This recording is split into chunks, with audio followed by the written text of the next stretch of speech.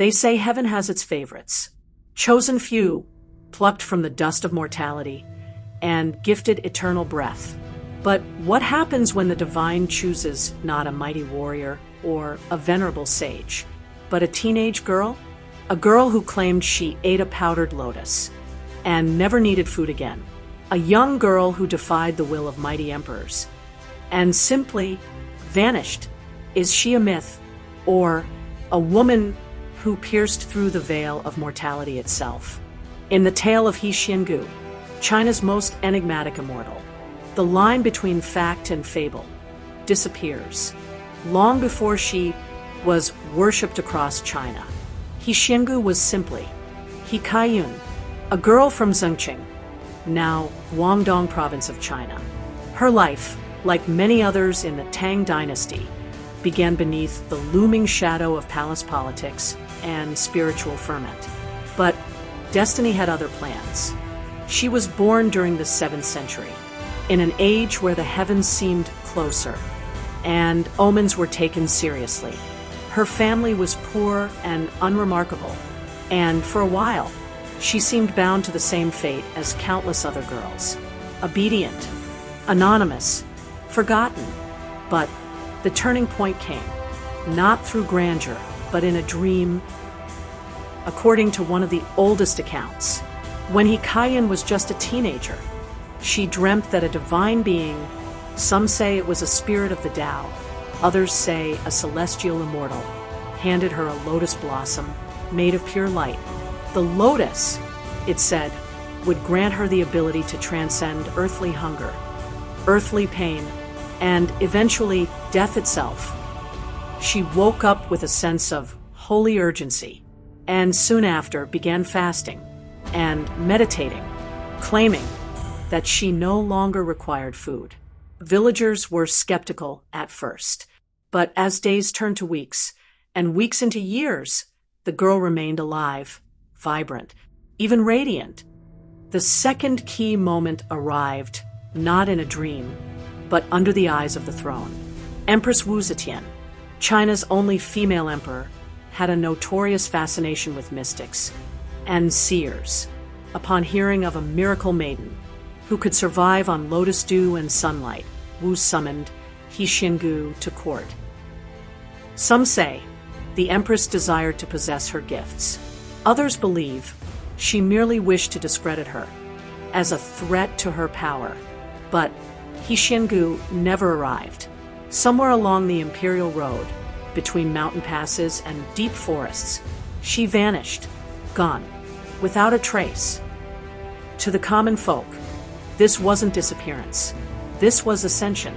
They say she walked into the mists and stepped beyond the mortal realm. From that moment on, she ceased to be merely human. She was He Xiangu, the immortal. If He Xiangu's ascension marks her divinity, then the tales that followed etched her into the soul of Chinese folklore. These are no grand epics, but humble stories, lit by lanterns and sealed in talismans. Tales not about a warrior or queen, but a healer, a guide, a quiet storm wrapped in silk. One of the most beloved tales is The Basket of Kindness. After her disappearance from mortal eyes, He Xiangu was often seen walking alone along mountain paths, barefoot, and carrying a simple woven basket. But this was no ordinary basket. When she passed starving villagers or the sick and destitute, she would reach inside and produce fruit, herbs, or medicine, always exactly what was needed. Never more, never less. It was said the basket could never be emptied, but only if the offerings were given without pride. Once, a greedy landlord tried to seize it. The next morning, his entire estate was overgrown with thorny vines, and he was left with nothing but bruises and bitter tea. Then there is the Lotus Bridge, a tale that speaks of light in darkness. In the quiet town of Huizhou, a raging river once cut off 2 villages. One night, during a festival, He Xiangu appeared atop the swirling waters, lotus petals blooming beneath her feet. With a wave of her hand, A shimmering bridge of lotus flowers formed, allowing the villagers to cross safely. When asked why she helped, she replied, "Because even in flood and fear, compassion should be the path we walk."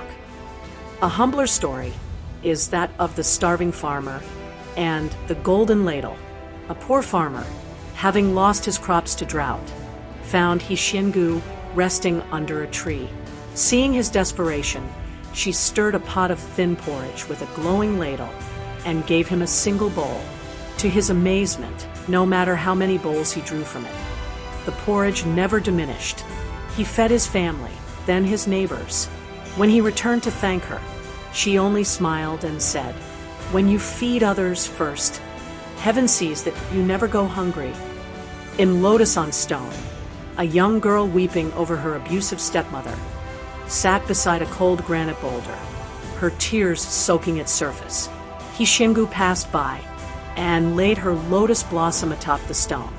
The next morning, the stone had split open, and a tiny stream now ran from within. Clean, sweet, and never-ending.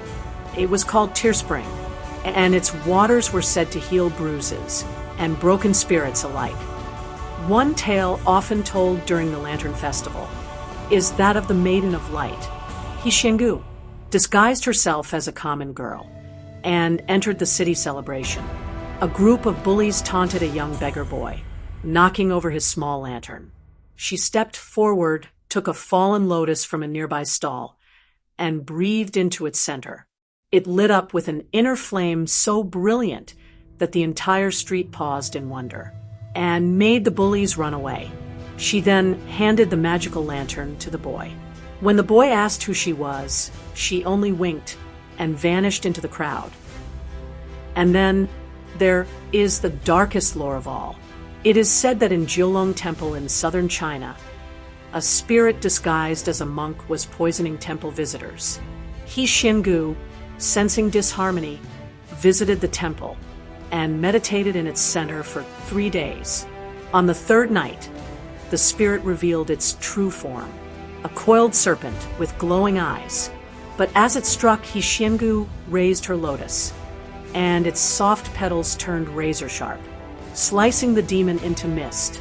The temple has since kept a carved lotus on its altar as protection against evil spirits. Each of these stories is a ripple, small, quiet, but enduring.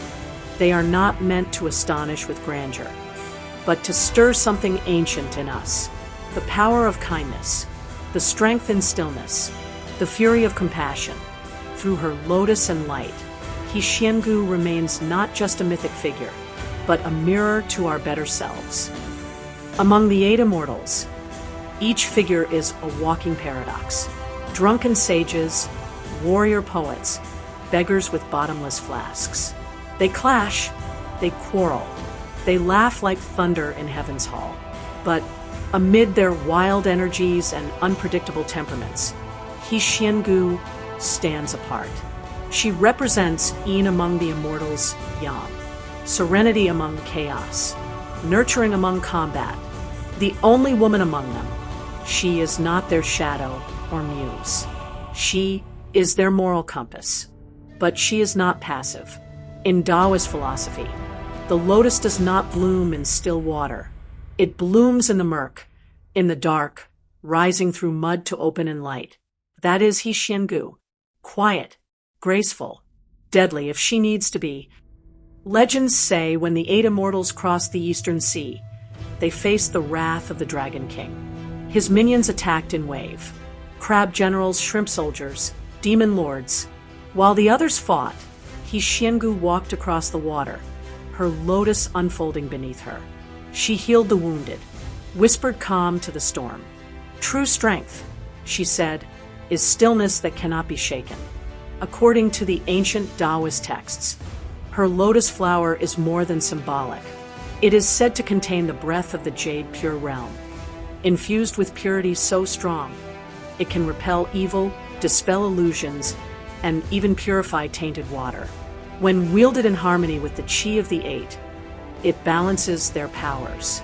Without her, their journey would collapse into extremes. Over time, She became the divine archetype of the female healer, an idea echoed in many cultures. The herbal witches of Slavic lore, the oracles of Delphi, the wise women of ancient India. In many versions of her tale, her powers first emerge when she is but a young girl tending to her ailing mother. She brings her medicine not from temples, but from wild herbs. When illness struck entire villages, it was not soldiers or monks who arrived. It was she, walking alone, a basket of roots in hand. And people began to whisper that her touch did not just soothe fever, it restored faith. But Hixingu is set apart by her detachment. She does not seek worship. She offers aid, then vanishes, like the lotus that folds at sunset. And what does her legacy leave us? In modern times, Hixingu has become an unlikely figure of quiet rebellion. In a world that prizes spectacle, she is worshipped for subtlety. To many young girls, she is a feminine ideal, not rooted in seduction or submission, but in stillness and strength. And so, the legend of Hixingu does not end. It echoes. Every time someone brings peace without being seen, every time kindness wins in silence, every time healing becomes more powerful than harm, the lotus blooms again. If this story moved you, do join us again. Also, remember to like, share, and subscribe to the channel, turn on the notifications, and let the past reveal its wonders.